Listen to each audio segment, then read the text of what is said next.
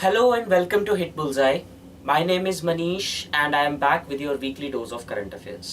इस क्लास में हम डिस्कस करेंगे सेकेंड वीक ऑफ जून 2023 में जो भी इम्पोर्टेंट हुआ है. We'll try to cover all of that. Let's take a look at the topics one by one in brief.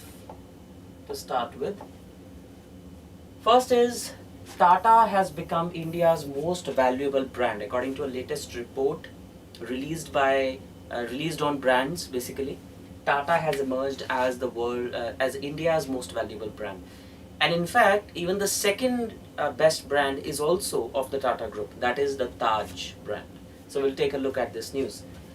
Secondly, first Tamil Nadu woman to scale Mount Everest. First woman from Tamil Nadu has managed to scale the Mount Everest. We'll see who that woman is. Next, so in the Russia-Ukraine war, एक साल से ऊपर हो गया उस war को चलते हुए. It seems like there is no end. So NATO, on the other hand, is preparing for a mass attack in case such a thing happens. तो NATO ने अपनी सबसे बड़ी एयर एक्सरसाइज प्लान की है. तो देखेंगे कि उस एक्सरसाइज का नाम क्या है और वो कहाँ पे होने वाली है. 5 new countries in UN Security Council. UN Security Council में 5 नई non-permanent member countries elect हुई हैं. And they are going to start their tenure from 1st of January 2024. So we'll take a look at what those 5 countries are. India successfully flight tests Agni Prime. Agni Prime ballistic missile has been test fired by India, successfully paving its induction into the armed forces finally.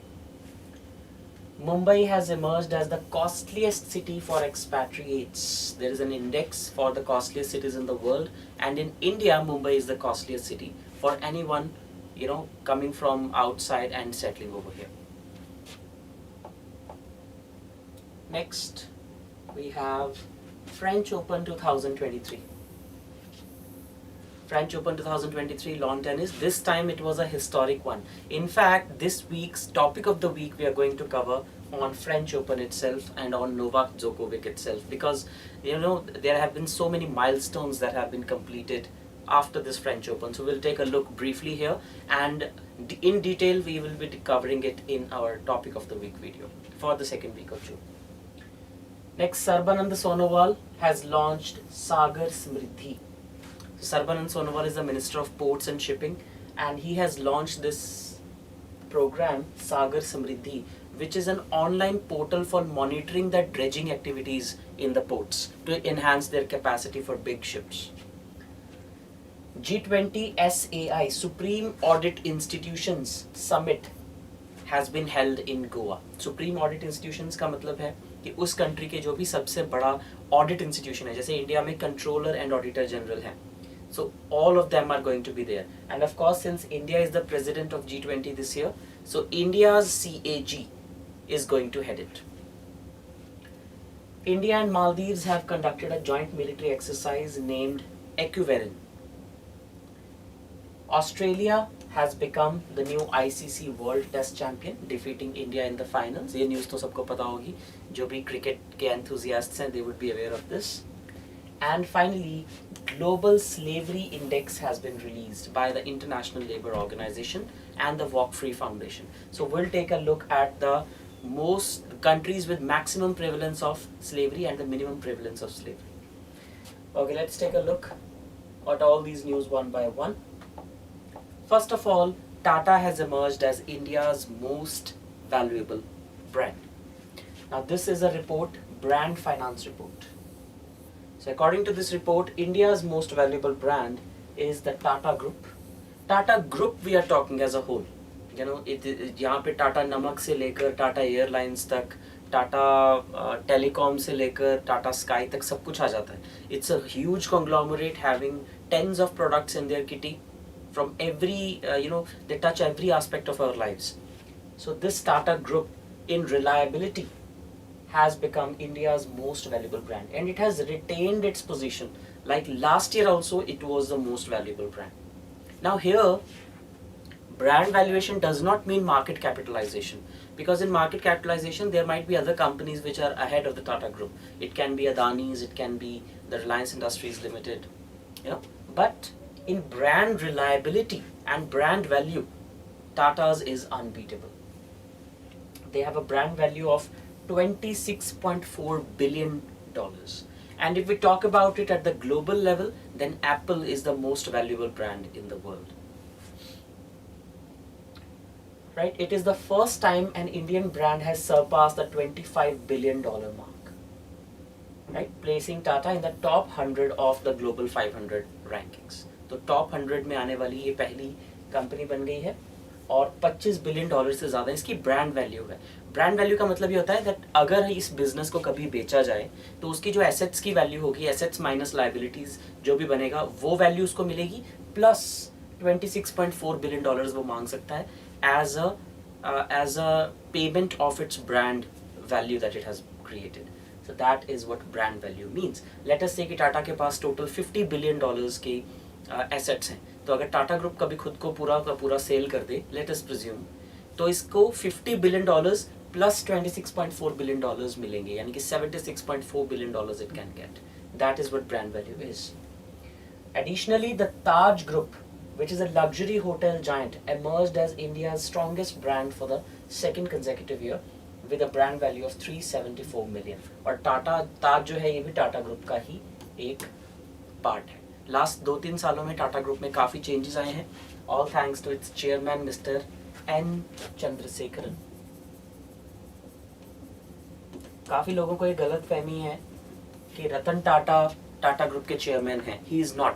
रतन टाटा 2012 से पहले Tata group के chairman होते थे. उसके बाद Cyrus मिस्त्री बने, उसके बाद एन चंद्रशेखरन बने. सो Ratan Tata is still associated with the Tata group, the Tata family.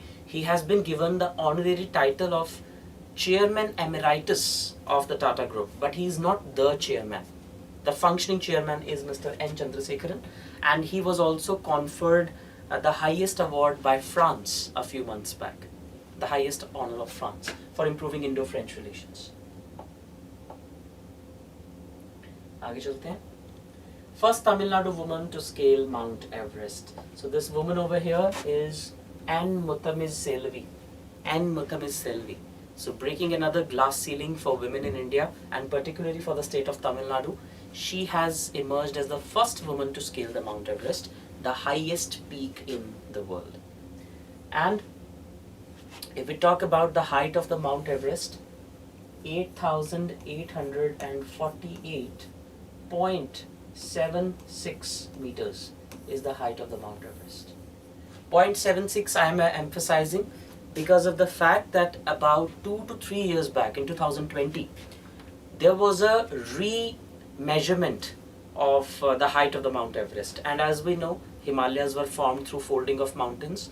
So Himalayas is a new fold mountain. So उनकी height अभी भी बढ़ रही है. तो करीब 50 से 60 साल पहले 1950-1940s में इसको लास्ट टाइम काउंट किया गया था कि इसकी हाइट कितनी है. तो अभी 2020 में जब दोबारा काउंट की गई तो ये 76 सेंटीमीटर ज़्यादा आई है.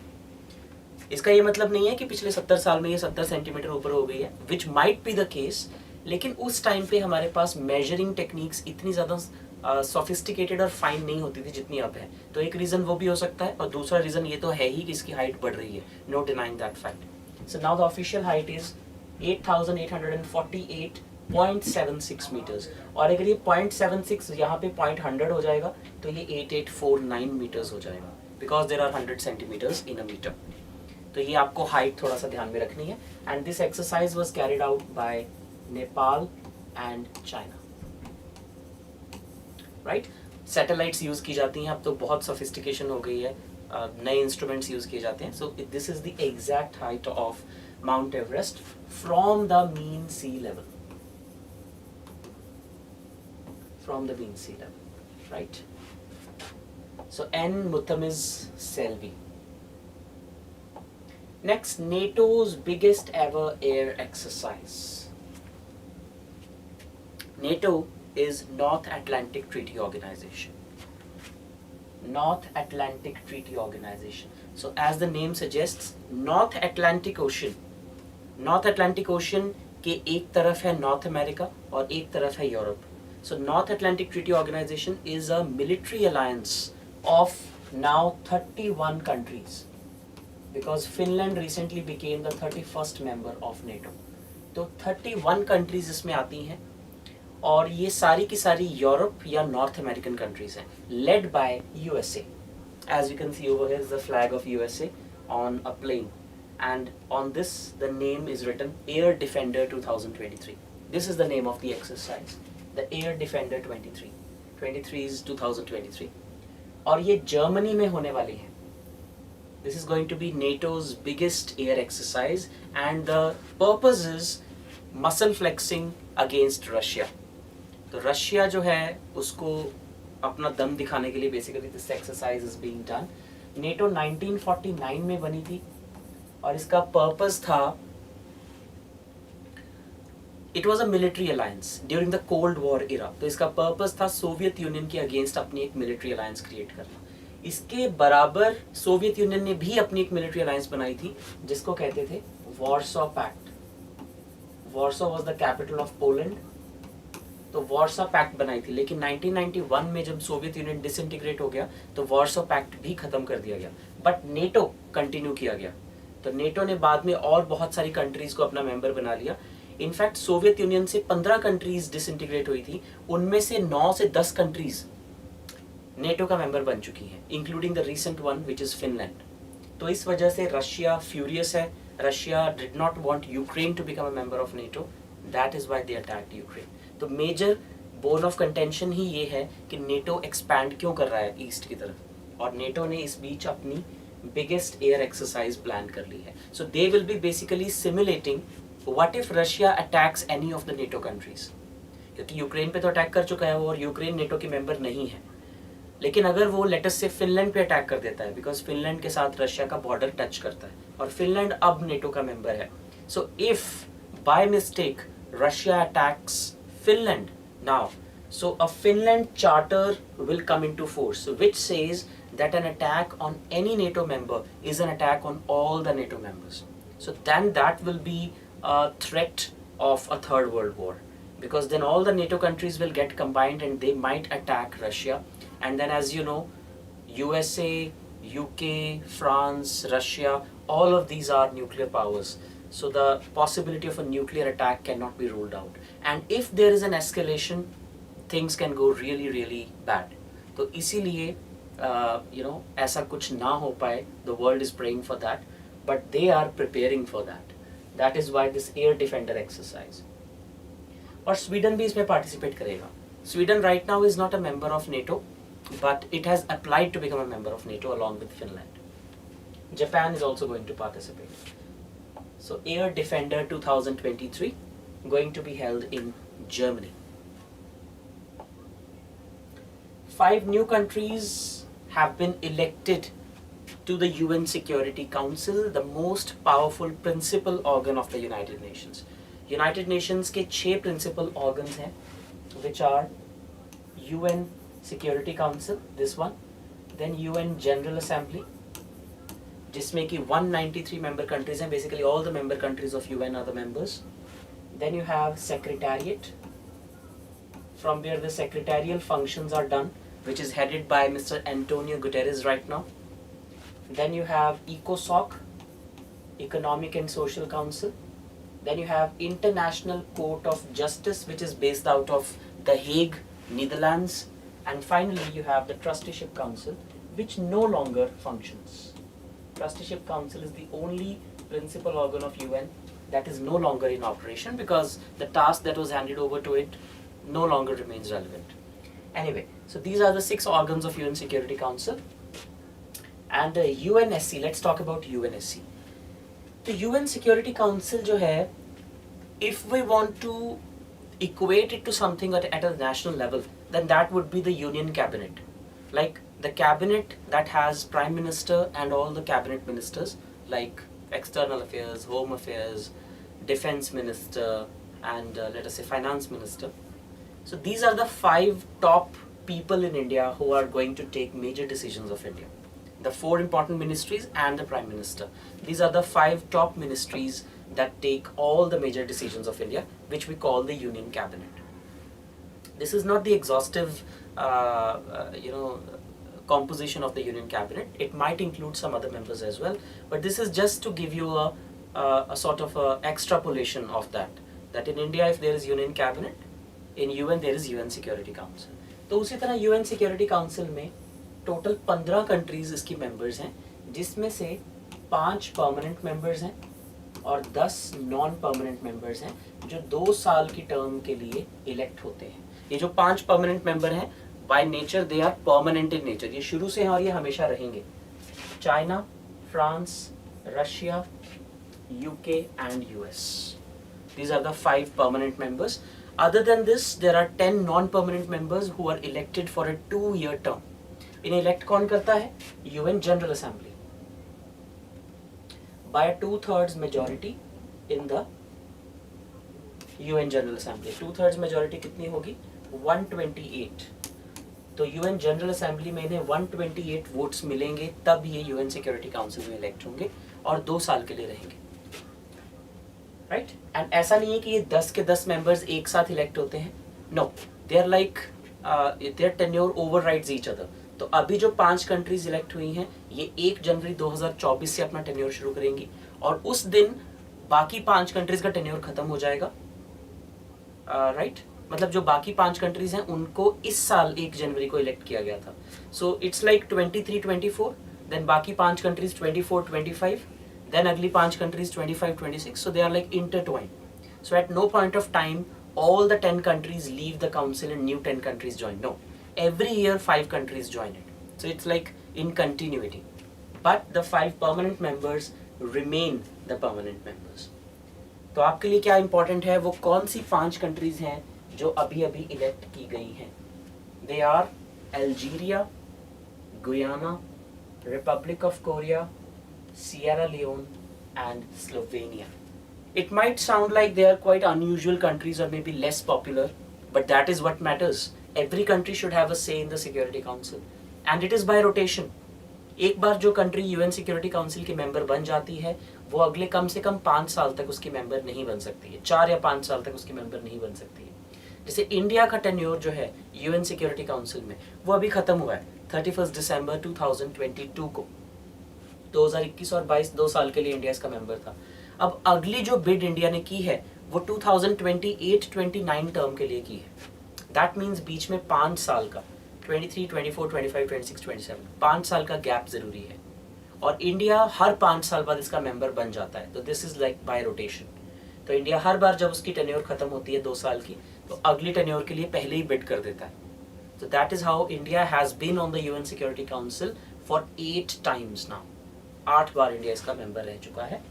But of course India is demanding a permanent seat which is not being given. तो ये 5 कंट्रीज इसकी मेंबर हैं और यहाँ पे रिपब्लिक ऑफ कोरिया का मतलब है South Korea, not North Korea. North Korea is not a member of the UN General Assembly. It is not eligible to become a member of UN Security Council. Then अब ये जो 5 नई countries चुनी गई हैं इनका टेन्योर होगा 2024-25 और जो पहले से 5 कंट्रीज हैं उनका टेन्योर है 2023-24 जो इस साल 1 जनवरी को बनी है और अगले साल 31 दिसंबर तक रहेंगी. They are Ecuador, Japan, Malta, Mozambique and Switzerland. Right, so these will be the 10 countries which are on the council. Anyway, next, India successfully flight tests Agni Prime. India ने अग्नि प्राइम का सक्सेसफुल फ्लाइट टेस्ट किया है. Agni prime is basically the 6th missile in the Agni cohort of missiles. There are Agni 5 missiles, अग्नि 1, 2, 3, 4, 5. You know, with the number, the range increases. So Agni 5 is the longest range ballistic missile of India, which is ICBM, intercontinental ballistic missile. It can fire across continents. Its range starts from 5,000 km and can go right up to 8 to 9,000 kilometers. But Agni Prime, on the other hand, is a bit of an innovation. It does not mean कि Agni 5 से भी ज़्यादा range Agni Prime की होगी. Agni Prime basically is a very light missile. It's a very sophisticated and a new technology missile. So it has been test fired by DRDO from the Dr. APJ Abdul Kalam Island off the coast of Odisha. Dr. APJ Abdul Kalam Island, पहले इसका नाम होता था wheeler island.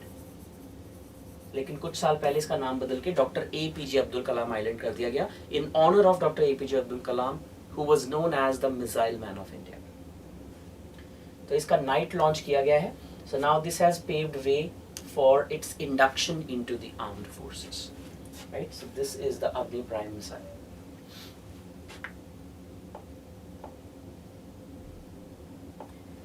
Next, Mumbai is the costliest city for expatriates. Expatriates means people who have come from outside of the city and they settle in that city. तो मुंबई उनके लिए सबसे costly city है इंडिया में, according to the Mercer's cost of living survey. So this gives us an idea about which city has the costliest transportation, housing, food, clothing, all those basic things that a person needs to live in a particular city. The cost of living survey के according Mumbai India की सबसे महंगी city है और इसमें पूरी दुनिया की 227 सिटीज को एनालाइज किया गया, 227 सिटीज को एनालाइज किया गया। इंडिया की 3 सबसे महंगी सिटीज हैं Mumbai, new Delhi and Bengaluru, 1, 2 and 3 India की अगर हम बात करें। और अगर ग्लोबल लेवल पे बात करें, Hong Kong is at number 1, Singapore is at number 2 and Zurich is at number 3. So Hong Kong number 1, Singapore number 2 and Zurich number 3. आगे चलते हैं।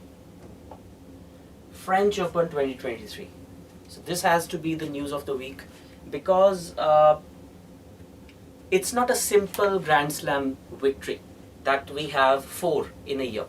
4 Grand Slams होते हैं लॉन टेनिस में, the US Open, French Open, Wimbledon and Australian Open. So it's not like that very simple news.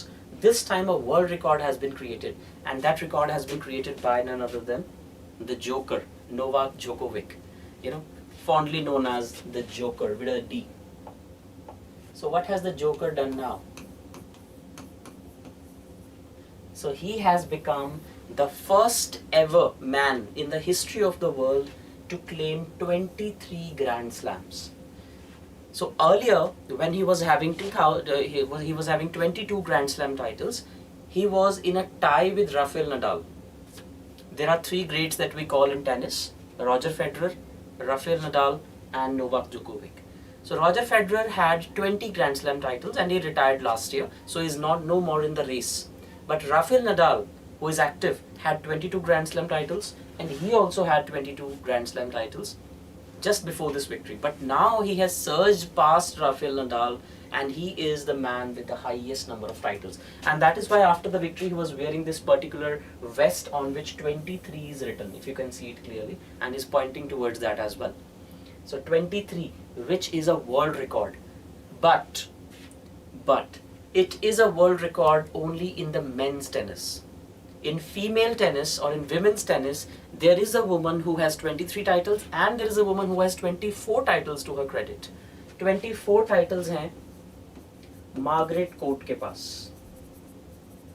Margaret Court, she retired long back, and 23 titles हैं Serena Williams के पास. So now, of course, his next target is that he want to win the next grand slam which is the Wimbledon. तो अगर ये वो भी जीत जाते हैं तो ये वर्ल्ड रिकॉर्ड को इक्वल कर लेंगे. मेंस में तो वर्ल्ड रिकॉर्ड बन ही चुका है, वो और ज्यादा प्रॉपर हो जाएगा 24, but he will then tie with Margaret Court and then he will look forward to win the 25th Grand Slam, which will make him the all-time great. So this is a term that we use, GOAT. GOAT is a term used for greatest of all time. G-O-A-T, greatest of all time. The term we have been using for the last few months for Lionel Messi after he won the FIFA World Cup. Because apparently there is nothing left in the football world for him to win. तो अगर कोई सब कुछ ही जीत ले और बहुत बार जीत ले और उसके बाद कुछ और अचीवमेंट बचे ही ना, तो उसे हम कहते हैं greatest of all time. So he is just maybe 1 or 2 steps away from being called the GOAT. Some people started calling him that already because in men's tennis he has become the greatest of all time. But this record might be short-lived because Rafael Nadal is still playing.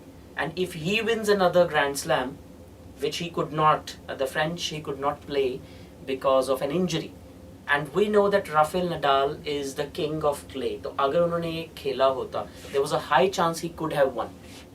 Anyway, that being said, if he wins another Grand Slam, then his record is short-lived. He will always be the first man to reach 23 Grand Slams, but to hold that record, he needs to build upon it. So he needs to win a 24th and a 25th Grand Slam if he wants to be called actually the GOAT. Also, there is a record that he has created which is very difficult to beat, and that record is he has become the first man to win all 4 majors at least 3 times. Now, this is very difficult to beat. यानी कि चारों grand slams, US open, French open, Wimbledon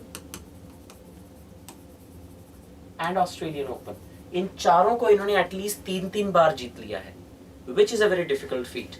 Otherwise, because the surfaces are different, see Wimbledon में grass होती है, French open में clay की court होती है, there is a clay, और ऑस्ट्रेलियन और US ओपन में एस्ट्रो टर्फ होती है या हार्ड कोर्ट होती है. तो सब में अलग अलग प्लेयर्स की अलग अलग स्पेशलिटी है. जैसे रॉजर फेडरर की स्पेशलिटी थी ग्रास कोर्ट, सो विंबलडन उन्होंने सबसे ज्यादा जीते हैं. राफेल नडाल की स्पेशलिटी थी फ्रेंच, इसलिए उन्होंने क्ले कोर्ट पे सबसे ज्यादा फ्रेंच टाइटल्स जीते हैं.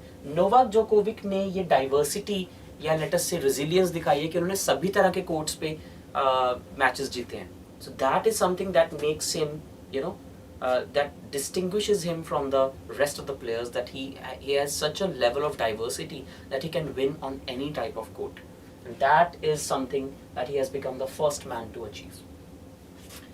Right, so we'll talk about it much more in the topic of the week video, so stay tuned for that. Sarbanand Sonowal has launched Sagar Samriddhi. Sarbanand Sonowal, who is the Union Minister of Ports, Shipping and Waterways, he has launched this portal. It's not a portal actually, it's a monitoring system. So what will be monitored? Online dredging. So dredging is being done in various ports of India to enhance their capacity for larger ships. नीचे से dredging कर दी जाती है ताकि जो बड़ी ships हैं वो पोर्ट के पास तक आ सकें और इम्पोर्ट एक्सपोर्ट जो है, ट्रेड जो है वो इम्प्रूव हो सके. So this is as part of the waste to wealth initiative of the ministry, and for this national technology centre for ports, waterways and coasts (NTCPWC)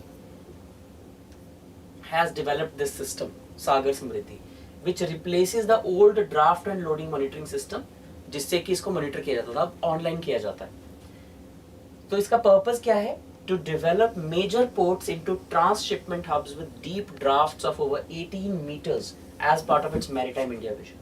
जो major ports हैं उनको transshipment ports बनाया जाए ताकि India से होके जो ships जा रही हैं उनको it's like a transshipment port that India acts as a like a credible transshipment hub, जैसे कि सिंगापुर है. So it was under the Sagarmala program of Ministry of Port, Shipping and Waterways to create a robust marine industry in India. उससे shipping industry को भी benefit होगा और trade भी बढ़ेगा. That is why this portal has been launched. G20 SCI Summit has started in Goa. So SCI is Supreme Audit Institutions 20. So G20 India is hosting this year. So there are a host of meetings that have been held and are going to be held in the next few months on different topics. So this meeting particularly that was happened in Goa was on Supreme Audit Institutions. Every country has an audit institution that audits the accounts of the governments of that country. In India, that authority is Controller and Auditor General of India. Controller and Auditor General, who audits the union as well as state governments' accounts. So right now the CAG of India is Shri Girish Chandra Murmu, GC Murmu, and it's a constitutional position. The President of India herself administers oath of office to the CAG, and it's a constitutionally protected position. So of course Mr. Murmu hosted the SCI 20 Summit of the SCI 20 Engagement Group, and the theme of G20 this year is One Earth, One Family, One Future. They had 2 priority areas this time. Of course they talked about how to improve audit in their countries, but there were 2 priority areas. One, blue economy. So they focused on how blue economy can be enhanced, and secondly, responsible artificial intelligence. So we know after the ChatGPT revolution over the last few months, everyone seems to be talking about artificial intelligence. can artificial intelligence be used in the field of finance and audit?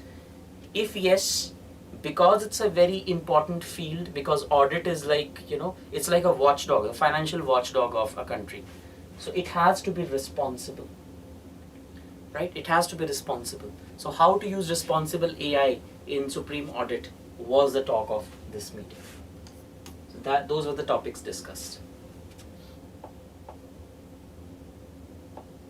Indo-Maldives joint military exercise equivalent has taken place. It was the 12th edition. बहुत ही simple सी news है. Indian army और Maldives national defence force के बीच में ये exercise हुई है जिसका नाम है इक्विवेलेंट. ये ऑलमोस्ट हर साल होती है, तो इंडिया मालदीव्स इक्विवेलेंट ही आपको याद रखना है. Uttarakhand was the place of this exercise this time, and the purpose is twofold. One, to enhance interoperability ताकि दोनों आर्म्ड फोर्सेस आपस में अच्छे से कोऑर्डिनेट कर पाएं, and for joint HADR operations, that is humanitarian assistance and disaster relief. जैसे मालदीव जो है वो इंडियन ओशन में है, just towards the south of India. तो कभी भी कोई सुनामी जैसी या अर्थक्वेक जैसी कोई प्रॉब्लम आती है तो इंडिया और मालदीव्स की फोर्सेस को इकट्ठे ह्यूमैनिटेरियन असिस्टेंस और डिजास्टर रिलीफ ऑपरेशन करना पड़ सकता है. जैसे 2004-05 में एक सुनामी आई थी, तो उस तरह की चीज़ें ये इजीली कर पाएँ, इसलिए जॉइंट मिलिट्री एक्सरसाइजेस होती रहती है. Next, so Australia has become the ICC champion. India was defeated. A heartbreak for India. Just coming out of IPL 2023. Anyway, so Australia has clinched the title and they have become the world test champions. And India was defeated in the final. It has become the first men's team in the world cricket to win an ICC world title in all the three formats. All three formats यानी कि T20 में भी इन्होंने world cup एक बार जीता हुआ है, 50 over world cup में तो इन्होंने शायद 4-5 वर्ल्ड कप जीते हुए हैं, और अब इन्होंने टेस्ट भी जीत लिया. इनकी पहली टेस्ट विक्ट्री है. So now they have won ICC World Championship in all the three formats. T20, 50 overs as well as tests. पहली ऐसी टीम बन गई है ऐसा करने वाली. अगर इंडिया जीत जाता तो इंडिया भी ऐसी पहली टीम बन जाता, because India has also won T20 World Cup as well as the 50 over formats. Finally, the last news we have is the Global Slavery Index. Some of you might be thinking, how does the slavery exist? Where is slavery? We haven't seen slavery, and maybe slavery was abolished in the last century. In USA the Slavery Abolition Act was passed. In India we had constitution where in fundamental rights there are provisions to abolish slavery and forced labor and things like that. But all of us know that things in theory and things in practice can be a little bit different, and that is the sad state of affairs this index pictures in front of us. हालांकि India में situation इतनी बुरी नहीं है, but still India is a country of concern according to the slavery index. और यहाँ पे slavery का मतलब वो नहीं है कि बहुत ज़्यादा मारपीट की जाती है, लोगों से काम कराया जाता है.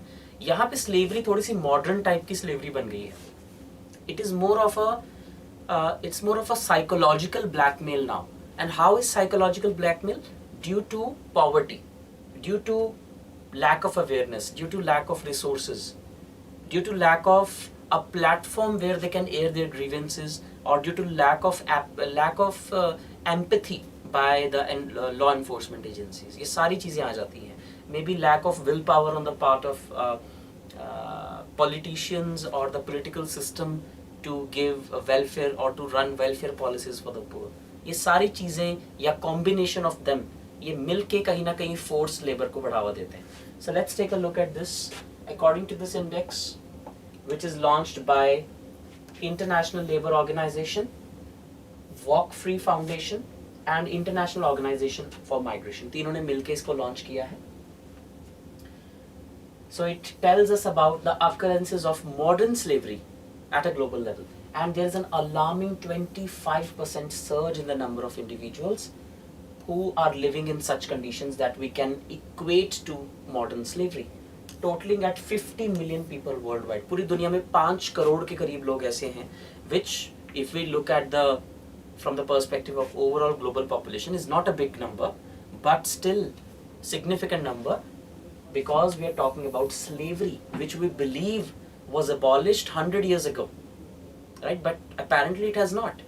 अगर हम पूरी दुनिया की पॉपुलेशन के अकॉर्डिंग देखें तो 8 बिलियन के अकॉर्डिंग तो 800 करोड़ के अकॉर्डिंग तो 5 करोड़ 1% भी नहीं बनता है. But still even 0.1% is a blot on the kind of system the global civilization has. Slavery should have no place in a modern world. तो क्या प्रॉब्लम है यार, कौन सी वो कंट्रीज हैं जहाँ पे स्लेवरी हो रही है आज भी. It's like really difficult to believe that slavery is prevalent. तो मोस्ट प्रेवलेंट कहाँ पे है slavery? The countries estimated to have the highest prevalence of modern slavery are number 1 North Korea. Of course अभी हमने कुछ देर पहले डिस्कस किया that North Korea is not a member of UN Security Council or of UN General Assembly, because we do not consider North Korea to be a member of the 21st century civilized world or civil world. वो एक अलग ही दुनिया है. So North Korea has the maximum prevalence of slavery. People are working against their wish because there is a dictator who is ruling on that country. There is no civil liberty at all. Then Eritrea, Mauritania, Saudi Arabia and Turkey, all these have one thing in common. All these countries have dictatorial governments. So political system, it seems, is the most common denominator when it comes to prevalence of slavery. For example, so what are the common denominators in all the countries where there is high level of slavery? Conflict affected. Either there is some conflict, like Eritrea and Mauritania are examples. State imposed forced labor, like North Korea, Saudi Arabia, Turkey, and have weak governance. Fundamental rights are not provided to the people, or if they are provided in theory, they are not provided in practice. So this is one thing that distinguishes all these bleak looking countries from these bright looking countries, these shining countries in the world where the fundamental rights of the citizens are of utmost importance. So these are the countries with the least prevalence of slavery, and these should put a smile on your face. Switzerland is at the top. Like Switzerland is the last country on the index. Means it is the worst country in slavery. That means it is the best country. तो यहाँ पे slavery बिल्कुल भी नहीं है. So only 4,000 people have been found to be living in conditions that are like slavery. So 4,000 is a very insignificant number. Just 0.5% of the country's population. Then Norway, Germany, Netherlands, Sweden, all of these West European or North European countries which have really high levels of development, really open governments, really people-centric governance, democratic governance. So what are the things? Strong governance, strong government responses to modern slavery. Right? Proper rights are provided to the people, no state-sponsored slavery, no conflicts, and optimum level of development. These are the things that can improve the lives of people. So these are the two contrasts that you have. 5 most countries with prevalence of slavery and 5 countries with least prevalence of slavery. That is all for this week. I think that's pretty much it. There were really interesting news from different aspects, from sports, national, international, and all that. So I hope you enjoyed the video. If yes, please do let us know in the comment section below. We come up with these videos every single week so that you do not miss out on anything that is important. If you think that our initiative is worth it, also follow us on the podcast on Spotify. You can search us by typing Bulldoze, or you can search by typing Hitbullseye on Spotify, and you can find the podcast on that. Also, do not forget to subscribe to the channel and hit the bell icon so that every week, whenever we post a video, you get a notification for that. Thank you so much. This is me, Manish Mittal, signing off. Thank you.